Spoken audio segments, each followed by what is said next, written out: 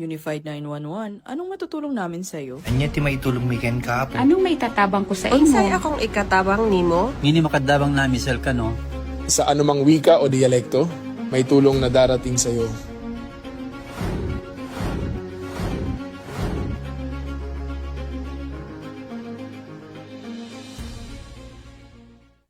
Lilingkod sa bawat Pilipino at magbibigay ng tamang impormasyon para sa tahimik at maayos na Pilipinas. Police News Network, alagad ng batas, tagapagtaguyod ng balitang pulis, sandigan ng mamamayan, patnubay ng katotohanan. Na Kampo Krame, maghahatid ng pinakahuling kaganapan at nagbabagang balita. Ito ang PNN Police News Network. At ngayon, ang inyong mga tagapagbalita. Magandang araw, bagong Pilipinas. Ako ang inyong alagad ng batas, tagataguyod ng Balitang Pulis. Ako po, si Patrolman Adrian Dayao, maghahatid sa inyo ng tamang balita, kwento ng pulis at serbisyo para sa mamamayan, at ito ang PNP News Online, ang pangunahing balita ng Police News Network, alagad ng batas, tagataguyod ng Balitang Pulis.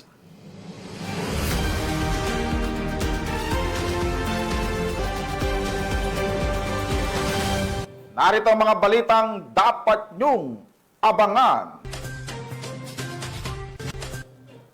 Baril at mahigit 6 na milyong pisong halaga ng shabu nasamsam sa bypass operation ng Tagbilaran City PNP.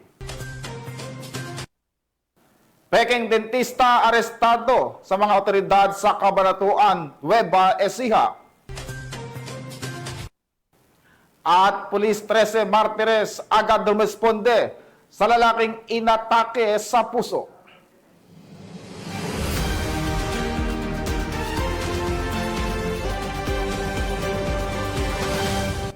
Narito ang mga balitang hatid ng ating PNN correspondents mula sa iba't ibang panig ng bansa.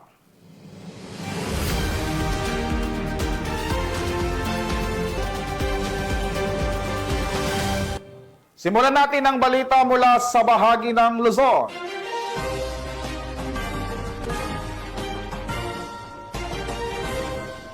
Pangasinan 2nd Provincial Mobile Force Company at Local Government Unit ng Ordaneta nag-abot ng tulong sa 400 na pamilya na apektuhan ng bagyong Nando. Police Corporal Rafi Veloria, ibalita mo. Diwa ng serbisyong may malasakit, sama-samang tumugon ang Search and Rescue Team ng Pangasinan 2nd Provincial Mobile Force Company na pinangunahan ni Police Captain Joseph P. Mejia, Team Leader, at sa ilalim ng pamumuno ni Police Lieutenant Colonel Richard Q. Agrade, Force Commander, katuwang ang pamahalaang lokal ng Ordaneta City sa pamamahagi ng tulong sa mga residenteng matinding na apektuhan ng bagyong Nando.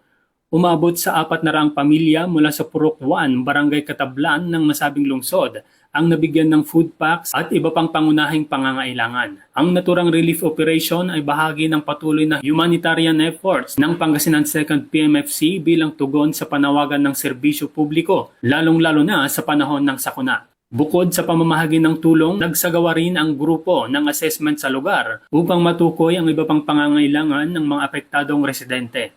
Sa kabila ng pinsalang dulot ng bagyo, nananatiling matatag ang koordinasyon sa pagitan ng kapulisan at lokal na pamahalaan upang may sakatuparan ang kanilang misyon at mapalawak pa ang maabot ng kanilang tulong at serbisyo. Ang aktibidad na ito ay nagpapakita ng pagkakaisa at malasakit sa panahon ng sakuna. Patunay ito na sa kabila ng mga pagsubok, nananatiling buo ang ugnayan ng kapulisan, pamahalaan at mamamayan tungo sa mabilis na pagbangon at patuloy na pag-unlad ng komunidad. Mula dito sa Ilocos Region, ako ang inyong PNN correspondent, Police Corporal Rafi Veloria, alagad ng batas, tagataguyod ng Balitang Pulis. Maraming salamat sa iyo, Corporal Veloria. Bilang bahagi ng core values ng Philippine National Police na makakalikasan, matagumpay, na isagawa ang tree planting activity at coastal cleanup drive activity ng mga tauhan ng Zambales PNP. Patrolwoman Jilly Peña sa report. Bilang pakikiisa sa pagsusulong ng kalinisan at pangangalaga sa kalikasan, pinangunahan ng Zambales PNP ang isang malawakang tree planting activity at coastal cleanup drive sa baybayin ng Iba at mga karatig na lugar. Ang aktibidad ay pinamunuan ni Police Colonel Benjamin P. Ariola, Acting Provincial Director ng Zambales Police Provincial Office, katuwang ang Rotary Club ng Iba Zambales. Umabot sa 130 kalahok ang nakiisa sa makakalikasang aktibidad kung saan inilaan ang 170 punla para itanim. Ang hakbang na ito ay naglalayong isulong ang mas malinis at mas luntian na kapaligiran.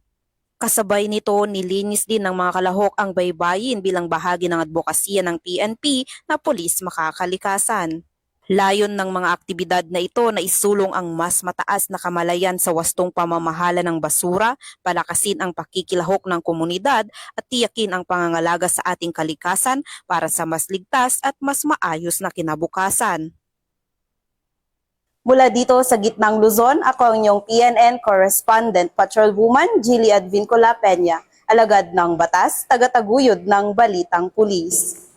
Maraming salamat sa Patrolman Peña. Sa mabilis na aksyon ng Pulis Calabarzon, lalaki na inatake sa puso. Agad nabigyan ng paunang lunas ng dalawang nagkapatrulyang pulis sa 13 Martires, Cavite. Ang balitang ito mula kay Patrolman Lawrence Atencio. Hangang kabayanihan ang pinamalas ng dalawang polis ng 13 Martires City Component Police Station matapos nilang maisalba ang buhay ng isang lalaking inatake sa puso habang sila ay nagsasagawa ng regular patrolling sa Barangay San Agustin nito lamang Miyerkules, Setyembre 24 taong kasalukuyan. Ayon kay Police Colonel Ariel R. Red, Acting Provincial Director ng Cavite Police Provincial Office, dakong alas 11 ng umaga, dalawang lalaki ang lumapit kina Police Corporal Darrell Cañete at Patrolman King Jasper Alarca upang humingi ng tulong. Isa sa kanila ay nakaranas ng matinding pananakit ng dibdib at hirap sa paghinga. Agad naman tumugon ng mga polis at sinakay ang biktima upang madala sa pinakamalapit na ospital. Dagdag pa dito, sa kalagitnaan ng biyahe ay nawala ng malay ang lalaki na nag-udyok sa mga polis na huminto at magsagawa ng cardiopulmonary resuscitation o CPR. Sa gitna ng tensyon, buong determinasyon at profesionalismo ang kanilang pinamalas upang maibalik ang pulso at vital signs ng biktima. Ang kanilang kahusayan at dedikasyon ay hindi lamang nagligtas ng buhay, kundi nagpakita rin ng dangal at malasakit bilang mga alagad ng batas. Sila ay huwaran ng makabagong pulis na may puso at handang magsakripisyo. Mula dito sa Calabarzon, ako ang inyong Police News Network Correspondent, Patrolman Mark Lawrence Atencio, alagad ng batas, tagataguyod ng Balitang Pulis. Maraming salamat sa iyo, Patrolman Atencio. Samantala sa patuloy na operasyon ng PNP kontra wanted person, arestado ang number 5 most wanted person ng Palawan na may kasong statutory rape. Patrolwoman Eloisa Beredo, ibalita mo. Aresto ng mga otoridad ang isa sa pinaka-wanted sa Palawan matapos ang ikinasang oplan pagtugis sa KM32 Pulang Lupa, Barangay Montible, Puerto Princesa City. Kinilalang sospek na si alias Joe 29 anyos, binata, isang magsasaka at residente ng naturang barangay. Siya ay nakalista bilang number 5 provincial level most wanted person sa Palawan dahil sa kasong statutory rape sa ilalim ng Article 266A Paragraph 1 ng Revised Penal Code na inamyendahan ng Section 1 ng Republic Act No. 11648.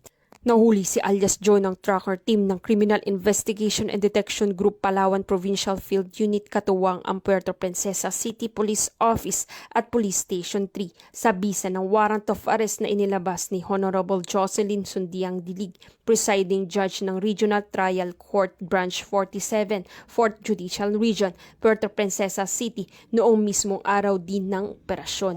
Walang piyansa ang tinakda para sa kanyang kaso. Naibabatid kay alias Joe ang kanyang karapatan at kasalukuyang nasa kustodiya ng Criminal Investigation and Detection Group Palawan Provincial Field Unit ang akusado para sa kaukulang dokumentasyon at tamang disposisyon. Ang matagumpay na pag-aresto sa isang most wanted person sa Palawan ay malino na pagsasabuhay ng 7-point agenda ni Acting Chief PNP Police Lieutenant General Jose Melencio Dartates Jr. Partikular sa pagtutok sa kampanya laban sa karahasan at krimen, pagpapairal ng tamang proseso at pagpapanatili ng kapayapaan at seguridad sa komunidad. Patunay ito ng epektibong koordinasyon ng mga unit ng kapulisan sa pagbibigay hustisya at pagbabalik ng tiwala ng mamamayan sa kapulisan. Mula dito sa Palawan Police Provincial Office, ako ang inyong PNN Correspondent Patrolwoman Eloisa Joy Beredo, alagad ng batas, tagataguyod ng balitang pulis. Maraming salamat sa iyo, Patrolman Beredo. Matapos ang pananalasa ng bagyong Nando, ang Apayao PNP at local government unit at iba pang ahensya ng pamahalaan nagbigay tulong sa mga naapektuhan ng nasabing bagyo. Ang buong detalye ng report mula kay Patrolwoman Jezebel Moyao.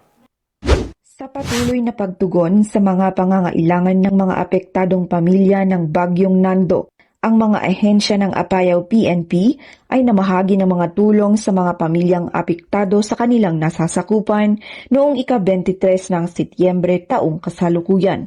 Ang mga tauhan ng Flora Municipal Police Station ay nagbigay ng tulong sa pamamagitan ng pamamahagi ng mga food packs sa mga pamilya sa Barangay Upper Atok at Alig, Flora, Apayao. Sa tulong ng local government unit, pati na rin ang mga kasamahan mula sa Bureau of Fire Protection, Flora Municipal Social Welfare and Development Office, at Municipal Disaster Risk Reduction and Management Council. Samantala, ang mga tauhan naman ng Kalanasan Municipal Police Station ay nagsagawa ng pamamahagi ng mga food packs at nagsilbing gabay sa mga residente habang nagsimula ng lumuwag ang mga kondisyon sa mga apektadong lugar. Ang mga mabilis at tapat na aksyon ng mga tauhan ng parehong MPS ay nagpapakita ng tunay na diwa ng paglilingkod publiko at kanilang pinatunayan ang kahalagahan ng pagtutulungan sa gitna ng kalamidad. Isang malaking pasasalamat ang nararapat para sa mga ehensyang ito na hindi nag-atubiling magbigay ng tulong sa mga nangangailangan sa mga oras ng pangangailangan.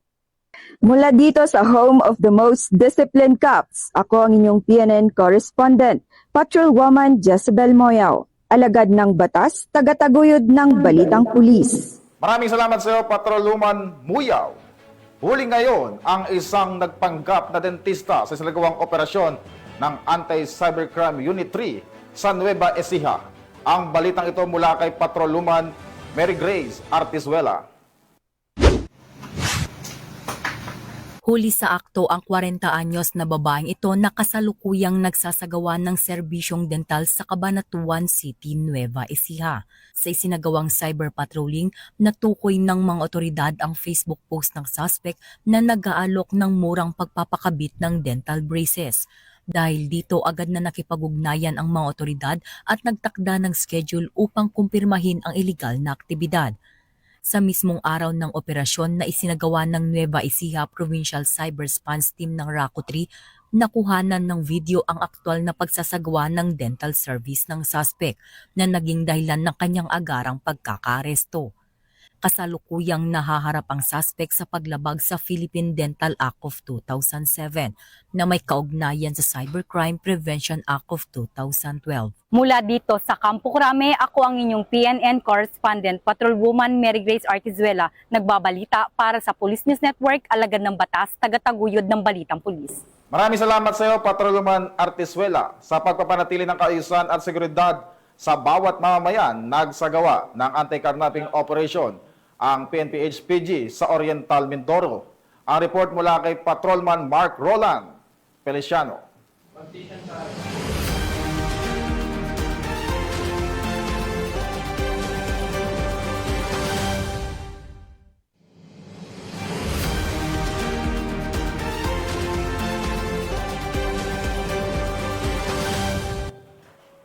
Samantala, balikan muna natin ang balita mula sa Highway Patrol Group.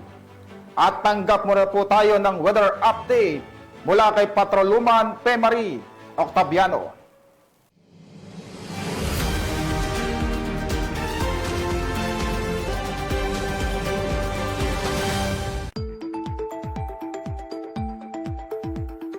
Nananatiling binabantayan sa loob ng Philippine Area of Responsibility ang severe tropical storm na si Opong na may international name na Bualoy. Ayon sa Pag-asa, Si Opong ay huling namataan sa layong 355 kilometro silangan ng Eastern Samar. Taglay nito ang lakas ng hanging umaabot sa 110 kilometro bawat oras malapit sa sentro at bugso na hanggang 135 kilometro bawat oras. Kumikilos ito pahilagang kanluran sa bilis na 25 kilometro bawat oras. Bagamat wala pang direktang banta ng pagtama sa kalupaan, posible nitong palakasin ang habagat na magdadala ng mga pag-ulan sa ilang bahagi ng Luzon at Visayas. Pinapayuhan naman ang mga mangingisda at maliit na sasakyang pandagat na huwag munang pumalaot dahil sa maalong karagatan. Patuloy na makinig at mag-abang sa mga opisyal na abiso ng pag-asa. At yan ang ating weather update sa mga oras na ito. Ako po si Patrolwoman Fe Octaviano para sa PNN Weather Update.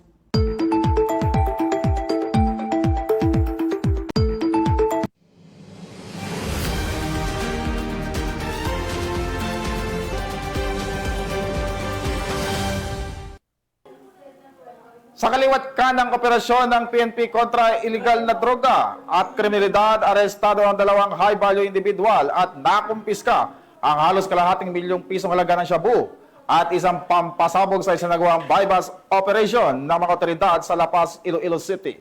Patrolman Ledelyn Bansagon sa balita. Arestado ang dalawang high-value individual matapos mahulihan ng halos kalahating milyong piso na halaga ng hininilaang shabu sa sinagawang bypass operation ng Iloilo City Police Station 2 sa Barangay Nabintas, La Paz, dakong alas 2:30 ng madaling araw nito lamang ika-24 ng Setyembre taong kasalukuyan. Kinilala ang mga sospek na sina alias John Mark, 23 taong gulang, residente ng Barangay San Pedro, Haro, at alias Ronel, 25 taong gulang, residente naman ng Barangay Bulilao, Mandurriao. Pareho sila mga construction worker at tubong ng Bunaw, Iloilo. Ayon kay Police Captain Jeffrey Delgado, hepe ng Iloilo City Police Station 2, 2 linggo nila minamanmanan ng mga sospek bago tuluyang naaresto.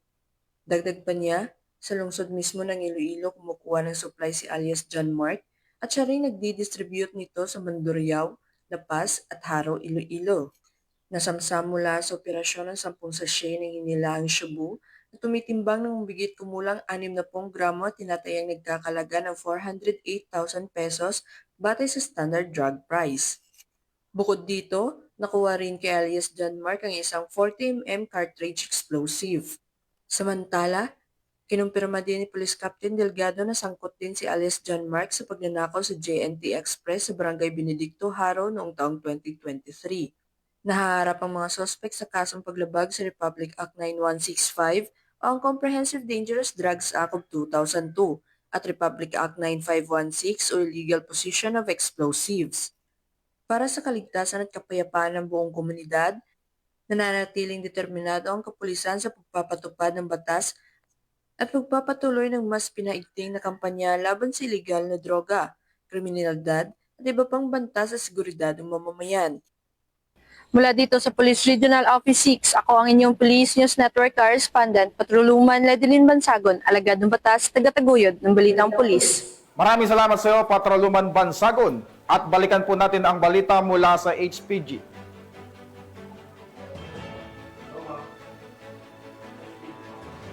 Sa pagkapanatili ng kaisan at seguridad sa bawat mamamayan, nagsagawa ng anti-carnapping operation ang PNP HPG sa Oriental Mindoro. Ang report mula kay Patrolman Mark Roland Feliciano. Araw nga ay naglungsad ng anti-carnapping operation at enhanced managing police operations and security and public safety operation at pagpapatupad ng Presidential Decree No. 96, Executive Order No. 297 at iba pang mga batas trapiko sa kalsada, ang Regional Highway Patrol Unit Mimaropa sa pangunguna ng kanilang Regional Chief na si Police Colonel Christian B. De La Cruz sa kahabaan ng National Highway ng Barangay Santa Isabel, Calapan City, Oriental Mindoro. Kami ngayon sa C5 Road, Barangay Santa Isabel, Calapan City, Oriental Mindoro upang magsagawa ng enhanced managing police operation upang paigtingin ng RA 10883 o yung Anti-Carnapping Act of 2016, RA 4136, the Land Transportation and Traffic Code of the Philippines at ang PD 96 o yung illegal use and attachment of sirens, blinkers, in other similar gadgets. Paalala po namin sa ating mga kababayan na ugaliin po nating sumunod sa batas traffic. Ang nasabing operasyon ay bunga ng mas pinaigting na operasyon sa pagpapanatili ng kaayusan at seguridad ng ating mga lansangan at kakalsadahan. Mananatili rin ang mga operasyon sa pagpapatupad ng balik disiplina sa kalsada at anti-carnapping operation. Gayunpaman, naging matagumpay ang nasabing operasyon na nagresulta sa pagbibigay ng mga violation tickets, 14 na traffic operators permit or TOP, at 50 naman na traffic citation tickets o TCT ang naibigay sa mga pasaway na motoristang lumabag sa iba't ibang batas trapiko. Ang pagkakabit ng mga hindi otorisadong plaka, iligal na paglalagay ng PNP at HPG logo and stickers, pagkakabit ng mga illegal horns at sirens ay mahigpit na ipinagbabawal ng Highway Patrol Group sa pamumuno ng acting director nito na si Police Colonel Hansel M. Marantan na mula sa direktiba ng acting Chief PNP na si Police Lieutenant General Jose Melencio Nartates. Ang mga ganitong operasyon ay hindi para magdulot ng abala, kundi para magturo at magbigay ng kaalaman at disiplina sa tamang paggamit ng kalsada at pagsunod sa mga batas trapiko. Ang Highway Patrol Group ay kakampinyo sa kalsada na patuloy na magbibigay ng serbisyong HPG at magpapatupad ng mga operasyon tungo sa misyon ng pagkakaroon ng mas ligtas at maayos na kakalsadahan. Dahil dito sa ating bagong Pilipinas, ang gusto ng pulis, ligtas ka. At sa iba pang balitang serbisyong HPG, tumutok lamang sa aming YouTube channel at Facebook page na Police News Network. Mula sa tanggapan ng kakampinyo sa kalsada, ako po si Patrolman Mark Roland Feliciano para sa Police News Network, alagad ng batas, tagataguyod ng balitang pulis. Maraming salamat, Patrolman Feliciano, sa patuloy na operasyon ng pambansang pulisya kontra loose firearms at iligal na droga. Mahigit 6 na milyong pisong halaga ng shabu at baril ang nakumpiska sa 2 lalaki sa isinagawang bypass operation ng Tagbilaran City PNP. Ang balitang ito mula kay Patrolwoman Nikia Cañedo. Arestado ang 2 lalaki matapos itong mahulihan ng baril at mahigit 6 na milyong pisong halaga ng shabu sa ikinasang buy-bust operation ng Tagbilaran City PNP sa Barangay Buol, Tagbilaran City, Bohol nitong ika-22 ng Setyembre taong kasalukuyan. Kinilala ni Police Lieutenant Colonel John Karin Escobar, Chief of Police ng Tagbilaran City Police Station, Bohol Police Provincial Office, ang suspect na si Romeo, 30 anyos, isang welder, taga-Ubay, Bohol, at ang kasamahan nito na si Delphine, 32 anyos, isang cemetery maintenance, residente ng Alicia, Bohol. Batay sa ulat ng pulisya, bandang 10:35 ng gabi nang ikinasa naturang operasyon na humantong sa pagkadakip sa mga suspect. Na-recover ang 5 pakete ng hinihinalang shabu na may timbang na 910 na gramo at may standard jug price na 6,188,000 pesos. Buy-bust money, backpack, cellphone, Suzuki Rider, T-bag at isang unit ng Black Widow 9mm revolver at 4 na bala. Mahaharap ang suspect sa kasong paglabag sa Section 5 at 11, Article 2 ng RA 9165 o ang Comprehensive Dangerous Drugs Act of 2002 at RA 10591 o Illegal Possession of Firearms and Ammunition Regulation Act. Magandang araw po sa lahat. Sa muli, ito po inyong lingkod, Police Lieutenant Colonel Norman Lubrigas Luis at tapagsalita ng Bohol Police Provincial Office. Si Police Colonel Patricio Digay, hepe sa kapulisan ng Bohol, taos-pusong pinaparating ang kanyang pagbati at congratulations sa mga operatiba at lahat ng kapulisan sa Tagbilaran City PNP na pinangungunahan sa kanilang hepe na si Police Lieutenant Colonel John Karin Escobar sa matagumpay na anti-illegal drug operations at sa kanilang pagsisikap na matigil ang problema sa illegal na droga sa syudad ng Tagbilaran at sa lalawigan ng Bohol. Banta pa ni Police Colonel Digay sa mga drugista na walang puna sa lalawigan ng Bohol ang pagbibenta at sangkot na pinagbabawal sa gamot at ang gumawa ng krimen kasi mas paigtingan pa ng Bohol PNP ang kampanya kontra illegal na droga, kriminalidad at terorismo lalo na sa kanyang pamumuno. Sa muli, ating panawagan sa ating mga mamamayan na laging makialam at tutulong sa kapulisan sa pamamagitan ng pagbibigay ng totoong impormasyon, lalo na kung alam nila ang mga personalidad na sangkot sa pagbibinta na pinagbabawal ng gamot. Congratulations, Tagbilaran City Police Station. Ito po ang inyong higalang pulis na nagsasabi, dalaygon ang Diyos sa tanang panahon. God bless you all. Ang matagumpay na operasyon ng mga kapulisan ay patunay lamang na kanilang dedikasyon upang matiyak ang kaligtasan at kaayusan ng ating komunidad para sa isang bagong Pilipinas. Mula dito sa Bohol Police Provincial Office, ako yung Police News Network Correspondent, Patrolwoman Nikia Cañedo. alagad ng batas, tagataguyod ng balitang pulis. Maraming salamat sa iyo, Patrolman Cañedo. 2 lalaking tulak ng droga arestado sa bypass operation ng Leyte PNP sa Barangay Garrido, San Juan, Southern Leyte. Yan ang report ni Patrolman Maria Elena Singian.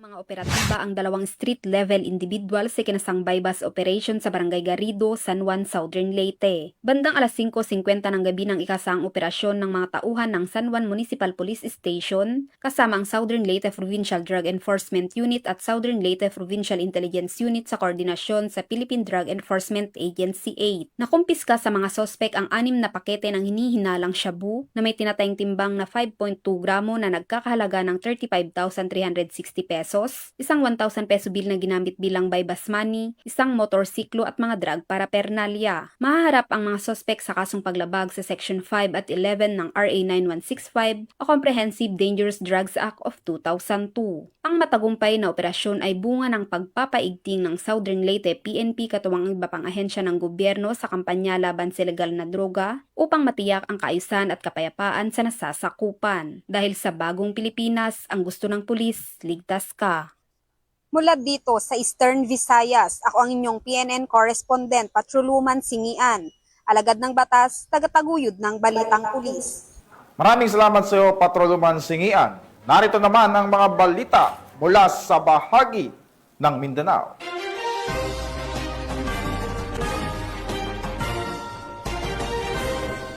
Sa kulungan ang bagsak ngayon ng isang top 10 municipal most wanted person na may kasong may kaugnay sa illegal na droga ng mga tauhan ng Zamboanga PNP. Ang detalye ng report mula kay Patrolwoman Joyce Franco.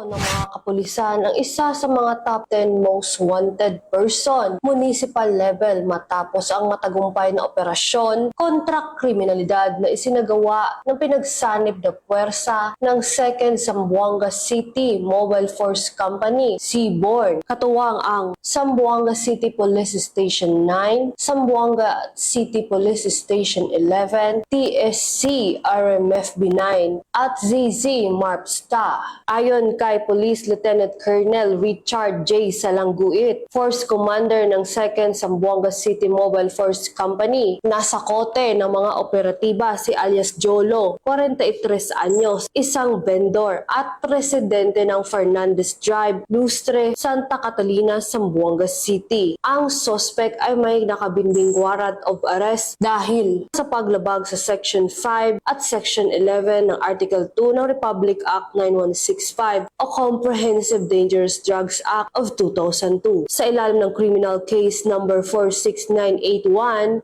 at 46982 na inilabas ni Honorable Gregorio Valencia de la Peña III, presiding judge ng Branch 12 9th Judicial Region, Zamboanga City. Matapos ang pag-aresto, dinala ang suspect sa Zamboanga City Police Station 11 para sa dokumentasyon at tamang disposisyon. Patuloy na pinaigting ng kapulisan ng Zamboanga ang kanilang operasyon upang masugpo ang kriminalidad at mapanagot ang mga taong may kaukulang kasong kinaharap sa batas. Mula dito sa Zamboanga Peninsula, nagbabalita ako ang inyong PNN correspondent, Patrolwoman Joyce Franco. Alagad ng batas, tagataguyod ng balitang pulis.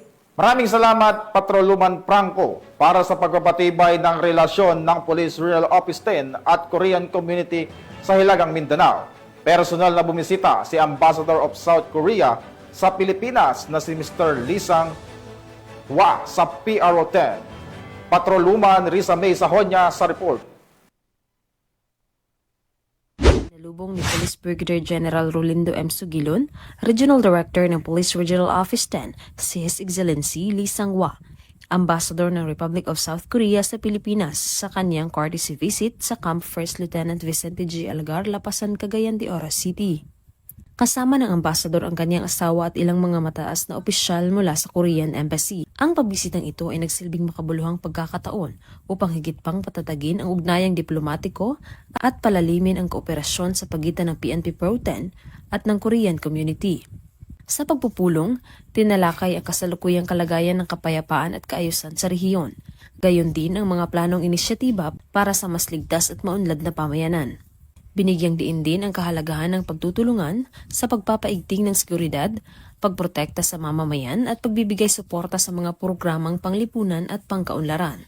Ang pakikipagbunayang ito ay nagpatibay sa magandang samahan ng Pilipinas at South Korea na parehong nakatuon sa kapayapaan at kaunlaran ng kanilang mga mamamayan.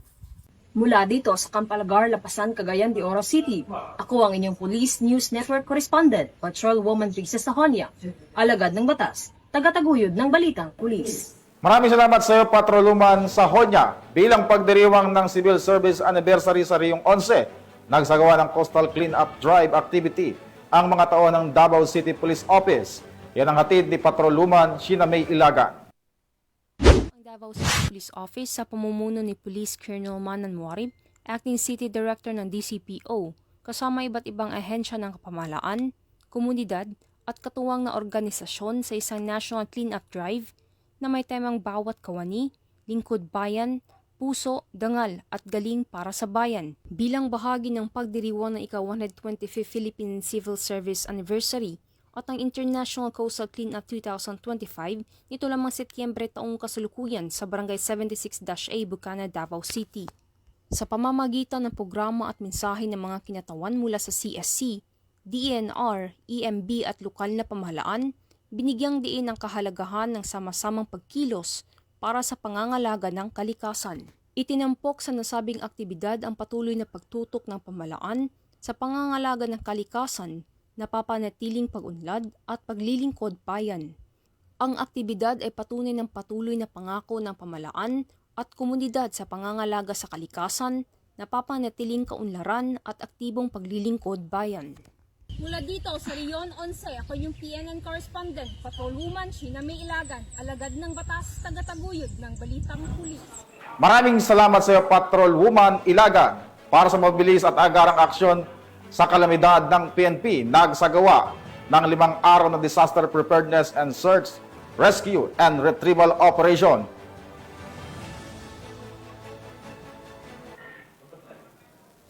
Tuloy ngayon ang Day 3 ng 5-day Disaster Preparedness and Search, Rescue and Retrieval Seminar na ginanap sa Holy Trinity College, General Santos City, nito lamang ika-Setyembre 24, 2025. Sa ikatatlong araw ng pagsasanay, tinutukan ng mga kalahok ang rescuer survival technique at knot tying and rappelling, mga pangunahing kasanayan upang matiyak ang kanilang kaligtasan at kahandaan sa oras ng sakuna at mga sitwasyong nangangailangan ng agarang responde. Pinangunahan ng mga bihasang tagapagsanay mula sa Bureau of Fire Protection, Region 12 ang nasabing aktibidad sa pamamagitan ng patuloy na pagsasanay at pagkikipagtulungan ng iba't ibang ahensya. Inaasahan na higit pang magiging matatag at ligtas ang komunidad sa pagharap sa mga hamon ng kalikasan at mga hindi inaasahang pangyayari. Layunin ng programa na hubugin ang kaalaman at kakayahan ng ating mga kapulisan para sa mas mabilis at epektibong pagtugon sa anumang uri ng kalamidad. Mula dito sa General Santos City, ako po yung PNN Correspondent, Patrolwoman Braylon Jean Caputilas, alagad ng batas, tagataguyod ng balitang pulis. Maraming salamat sa iyo, Patrolwoman Cabonilas. Matagumpay na nagsagawa ng Coastal Cleanup Drive activity ang mga tao ng Surigao del Sur PNP sa Tandag City. Patrolwoman Joanna Kawili, ibalita mo. Aktibong nakibahagi ang mga tauhan ng Surigao del Sur Police Provincial Office sa pamumuno ni Provincial Director Police Colonel Jeffrey Lawrence Mauricio sa isinagawang coastal cleanup activity sa baybayin ng Barangay Rosario, Tandag City. Sa pamamagitan ng kanilang sama-samang pagkilos, matagumpay na nakalikom ang mga pulis ng malaking bilang ng basura, kabilang ang mga plastic bottles, styrofoam at iba pang solid waste na karaniwang nakapipinsala sa kalikasan. Ang kanilang presensya ay hindi lamang nagbigay ng dagdag lakas sa aktibidad, kundi nagsilbing ehemplo rin ng malasakit at disiplina sa pagtulong sa komunidad. Itinampok ng kanilang partisipasyon ang dedikasyon ng Surigao del Sur PPO na lampasan ang tungkulin sa pagpapanatili ng kaayusan at seguridad at palawakin ito tungo sa pangangalaga ng kapaligiran. Ipinakita ng mga pulis na sila ay katuwang hindi lang sa pagpapanatili ng kapayapaan kundi maging sa pagprotekta sa yamang dagat at likas na yaman ng probinsya. Binigyang diin ni Police Colonel Mauricio na ang pakikilahok ng Surigao del Sur PPO sa coastal cleanup ay bahagi ng kanilang suporta sa mga programang pangkalikasan at pagpapalakas ng ugnayan sa iba't ibang ahensya ng pamahalaan. Dagdag pa niya, ang malinis at ligtas na kapaligiran ay mahalagang sangkap sa kaunlaran ng bawat komunidad. Sa huli, ipinakita ng aktibidad na ang pulisya ay hindi lamang tagapagpatupad ng batas, kundi tunay na katuwang ng mamamayan sa pagtugon sa mga isyong pangkapaligiran. Ang kanilang pagsisikap ay patunay ng pangako ng Surigao del Sur PPO sa pagbibigay ng mas maliwanag na kinabukasan para sa mga susunod na henerasyon. Mula dito sa Police Regional Office 13, ako ang inyong PNN Correspondent, Patrolwoman Joanna Kawili, alagad ng batas, tagataguyod ng Balitang Pulis. Maraming salamat sa iyo, Patrolman Kawili. Nagsagawa ng 3rd Quarter Joint Regional Peace and Order Council at Bangsamoro Disaster Risk Reduction and Management Council meeting sa Cotabato City. Ang detalye mula kay Patrolwoman Maricris Algabre. Upang talakayin at suriin ang kasalukuyang kalagayan ng kapayapaan, kaayusan at kahandaan sa sakuna ng buong rehiyon ng Bangsamoro, isang matagumpay na Regional Peace and Order Council at Bangsamoro Disaster Risk Reduction and Management Meeting ay isinagawa sa Cotabato City nito lamang ika-24 ng Setyembre taong kasalukuyan. Ang naturang pagpupulong ay dinaluhan ng Head of Offices, Ministers, Philippine National Police, Armed Forces of the Philippines, Philippine Drug Enforcement Agency at iba pang sektor. Nakasentro ang pagpupulong sa kalagayan ng peace and order sa rehiyon, bilang ng crime rate, mga taong nahuhuli na sangkot sa iligal na droga, epekto ng pagbaha o kalamidad, paghahanda ng COMELEC sa paparating na BARM parliamentary elections at iba pang issues and concerns na may kaugnayan sa seguridad, krimen at mga pangyayari sa rehiyon. Sa pamamagitan din ito ay nailalatag sa Council ang mga accomplishments sa nakalipas na mga buwan at ang mga kinakaharap na problema na kinakailangan na matugunan. Sa pagtutulungan ng mga kapulisan at iba pang ahensya ng pamahalaan, sinisiguro na magkaroon ng konsultasyon at mapakinggan ang bawat sektor sa pagsasagawa ng anumang hakbang para sa kabubuti at maayos na pamamahala. Mula rito sa rehiyon ng Bangsamoro, ako ang inyong PNN Correspondent, Patrolwoman Maricris Algabre, alagad ng batas, tagataguyod ng Balitang Pulis. Maraming salamat, Patrolwoman Algabre, at yan ang mga balitang nakalap ng ating PNN correspondents mula Luzon, Visayas at Mindanao. At sa ating mga ka-PNN, 91 days na lang, Pasko na.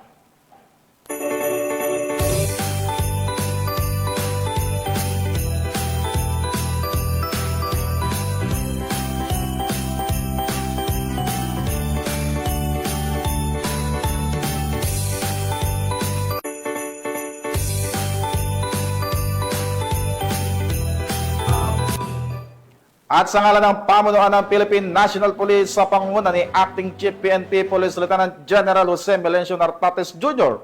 at sa pamumuno ni President Ferdinand Bongbong Marcos Jr., kami maglilingkod sa bawat Pilipino at magbibigay ng tama at balanseng balita. Mula dito sa tanggapan ng tagapag-ugnay ng Pambansang Pulisya. Ako po ang inyong alagad ng batas, tagataguyod ng Balitang Pulis. Ako, si Patrolman Adrian Dayao, maghahatid ng tamang balita, kwento ng pulis at serbisyo para sa mamamayan, at ito ang PNP News Online, ang pangunahing balita ng Police News Network.